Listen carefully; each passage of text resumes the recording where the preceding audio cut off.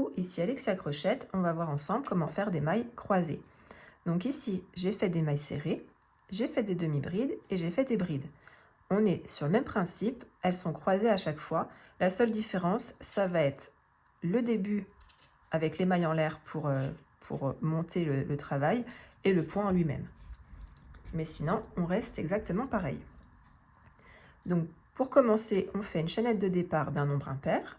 On en rajoute une pour pouvoir tourner le travail et après, on fait des mailles serrées. Donc,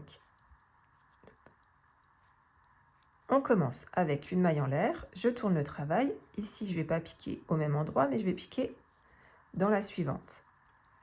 Ça va être ma première maille serrée. Je saute la suivante, je refais une maille serrée après. Et dans celle que j'ai sautée, je viens repiquer pour faire une maille serrée.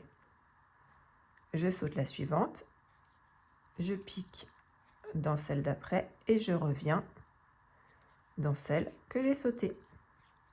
Ça va nous permettre de faire des mailles croisées.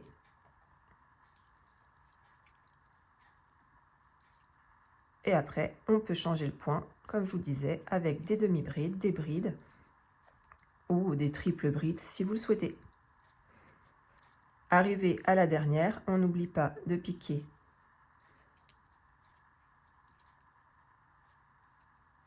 dans celle de départ pour pas que le travail se rétrécisse. Et après, on recommence.